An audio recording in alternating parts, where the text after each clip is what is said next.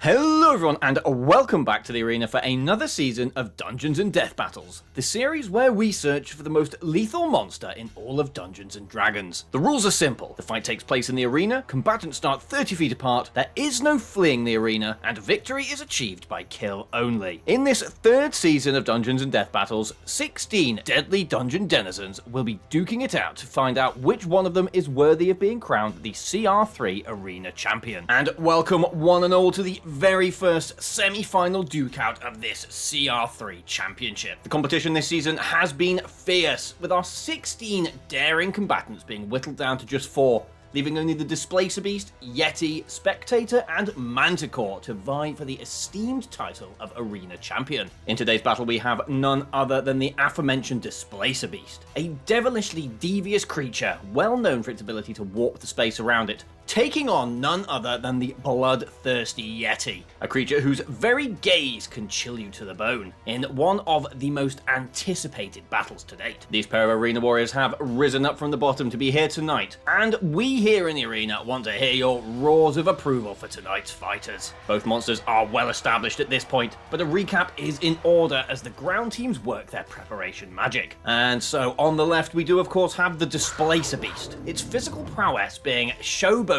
through an 18 strength, 16 constitution, and 15 dexterity, alongside that huge 85 hit point average and slightly less impressive 13 AC. It does have lower mental stats, but the Displacer Beast will be hoping to close the gap quickly to where it can get to work with its lacerating tentacles, all while relying on its innate displacement ability to keep it out of harm's way. Avid arena spectators will know its plan well by now, so only time will tell if it can make it happen once more. But let's not forget, this is the semi-finals, and each monster here is lethal in its own right, which of course brings us straight on over to the Yeti. A howling ape-like monster from the frigid wastes of the world. The Yeti certainly packs a punch with its 18 strength and 16 constitution matching its cat-like opponent. The Yeti does however have the slightly lower dexterity score of 13 and hovers around a similar mental mark as its foe, with each of them notably sharing 12 in wisdom. That being said, the Yeti has become a favourite out here in the arena, likely due to its paralysis-inducing chilling gaze, an ability that has brought it far and has manifested as a touch point of fear for those facing off against it. As always, the Kobold Mafia have issued a warning to all those without protection against that chilling gaze. Make sure you've got some kind of resistance on your person before watching tonight's battle. But anyway, with all that said, the teams appear to be signaling their readiness, which does mean it's time to roll for initiative, starting with the Displacer Beast and its +2 modifier.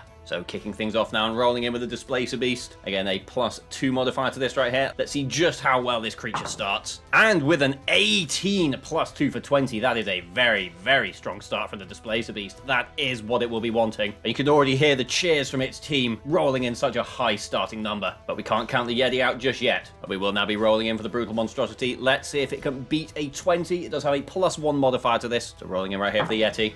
And a 10 +1 for 11 is not going to cut it, and that does mean that the Displacer Beast is taking pole position here in the very first of our CR3 semi-final rounds. And the Displacer Beast is going to waste absolutely no time at all here, and is going to barrel itself towards the Yeti, where it will continue on with its usual strategy, stopping just 10 feet away from its opponent, where it will begin unleashing tentacle attacks. And so we do have 2 strikes to roll in here. First one coming through, and that is yet again another 18, that +6, pulling that all the way up to 24 for a surefire connection right there. And so right here we'll be rolling in that 1d6 +4 points of bludgeoning damage plus 1d6 points of piercing damage. So effectively 2d6 +4 points of damage right here. The Displacer Beast looking to put some early hurt right here on the Yeti. And there we go, that is a pretty solid hit right there with a 5 and a 4 for 9, plus that 4 modifier for 13 points of damage total, which is going to drop the Yeti from 51 to 38 hit points. But the Displacer Beast does have its second attack, which is reeling in as we speak. Let's see if it connects. And a 14 +6 for 20 is certainly going to do the job, as we put yet another 2d6 +4 points of damage on the table. Displacer Beast looking for another hefty hit here. And it's solid, but it's not quite as strong as the last hit, with that 1 +4 for 5, plus the 4 modifier for 9 points of damage from that second tentacle, which does bring the Yeti down to 29 hit points after that initial barrage of damage. And the Displacer Beast and its team will be happy with that opening round. But this does mean that we do hand over to the Yeti, which is going to initiate combat, of course, by kicking off with a chilling gaze. its eyes glowing blue, as the spectators in the crowd know exactly what this means. The Displacer Beast must now roll in with a DC 13 Constitution saving throw against the Yeti's magic, or be subject to 3d6 points of cold damage, plus becoming paralyzed for 1 minute. So again, a crucial roll here for the Displacer Beast. This is the moment that the Yeti has secured its victories in all of its bouts before this. So let's see if the Displacer Beast is going to be one of those that succumbs. It does have a +3 to its Constitution saving throws, and it is of course looking to beat a DC of 13, so Displacer Beast, crucial roll right here against the Yeti's chilling gaze.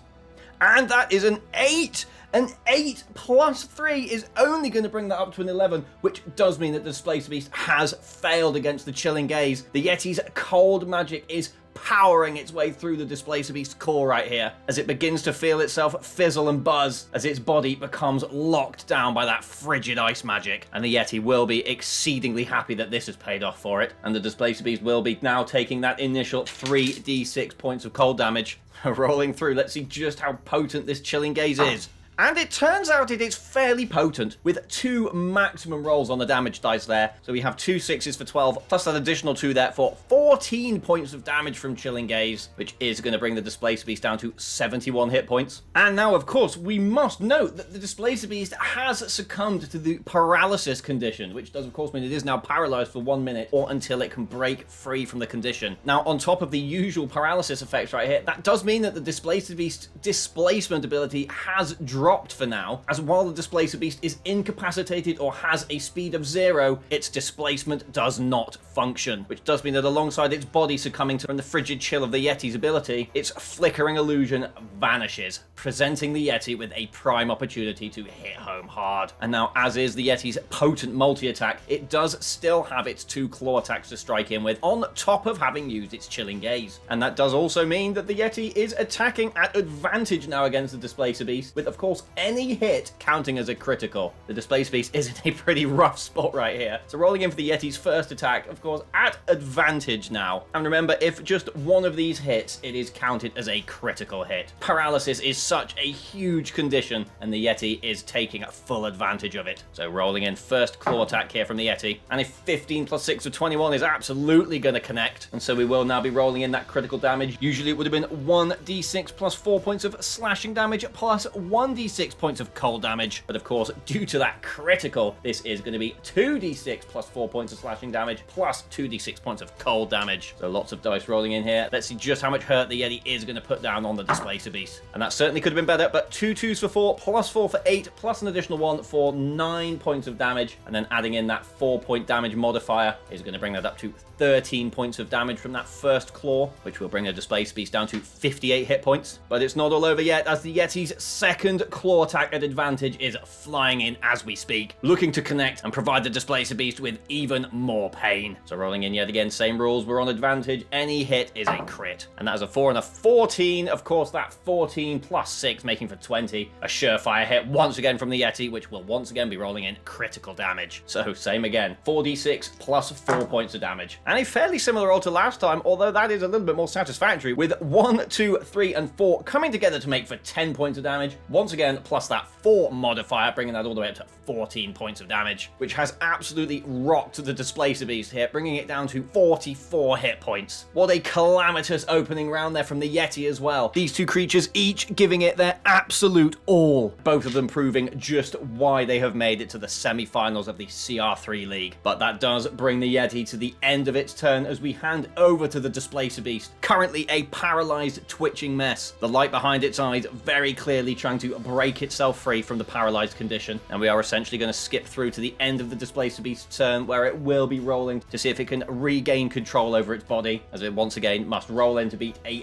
DC 13 Constitution saving throw. So once again, a +3 to this for the Displacer Beast. It really has to do something here about this paralyzed condition. Let's see if it can break out right now. And that is a 2, a very miserable 2, +3 for 5, which does mean that the Displacer Beast is still under the effects of the Yeti's paralysis. The cold, frigid burn of the Yeti's chilling gaze just sinking even deeper into the Displacer Beast as the cursing magic continues to maintain hold over the Yeti's foe. And that does of course mean that the Displacer Beast's displacement field is very much still down, as we once again hand over to the Yeti, which will be looking to capitalize on this situation. Paralysis yet again proving extremely powerful in the arena. And so once again, Yeti still rolling in at advantage. Once again, any hit right here is a critical. So rolling in, let's see if the Yeti can keep up its bloodthirsty work. And there is a 2 there, but that 11 plus 6 is going to make for 17, which is an absolute hit right here. And again, we now will be rolling in critical damage as paralysis just maintains its position as one of the most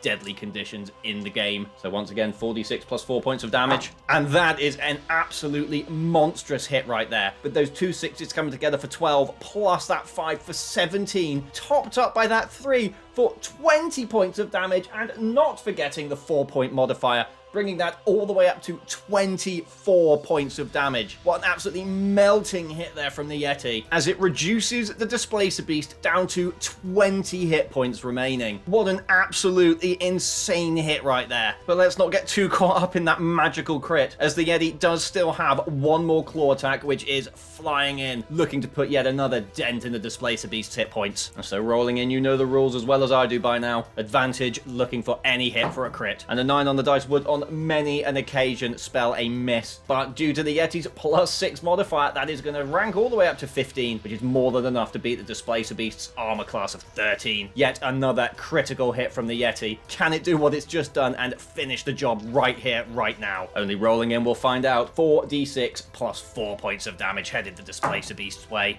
and that is a much less impressive hit once again, with 2 2s for 4, plus that 4 for 8, and plus that 1 for 9, with that plus 4 modifier bringing that once again to a 13 total, which will reduce the Displacer Beast to 7 hit points. It is really not looking good for the Feywild monstrosity. After such a promising opening start, it looks like that could all be ripped away from it as the Yeti continues on with its ground and pound tactics. But of course, as we say here in the arena, it is not over until one competitor is deceased, and so the show must go on as we once again hand over to the Displacer Beast, which is still paralyzed, and as such we will be skipping through to the end of its turn, where it will be seeing if it can once again break free from that ice magic. It really needs to end the paralysis condition on itself right here. So once again, a DC 13 Constitution saving throw, a plus 3 modifier, Displacer Beast rolling in. And that is a 3! It has had absolutely no luck whatsoever on those rolls. Plus 3 usually being pretty solid at this level, but that 3 plus 3 is only going to total a 6, and that does of course mean the Displacer Beast remains paralyzed, twitching away, unable to move a muscle voluntarily, which hands it back over to the Yeti, which is going to look to finish the job right here. The Yeti just proving itself as a merciless powerhouse of muscle and flesh as it weighs in with its first claw attack. Is this going to be enough? And in fact, it isn't, with a 5 and a 6, meaning that 6 is only going to get brought up to a 12, which is underneath the Displacer Beast armor class. And the Yeti just catches itself on something. Either way, that claw has missed as it rolls in for its second strike here. Yeti looking to put an end to the battle. And that's more like it, with an 11 plus 6 for 17. Critical damage rolling in through, which does mean that with a 7 hit point total remaining, it is impossible for the Yeti to not finish the job right here. But we shall absolutely be rolling in to see just how much damage the Yeti can inflict as its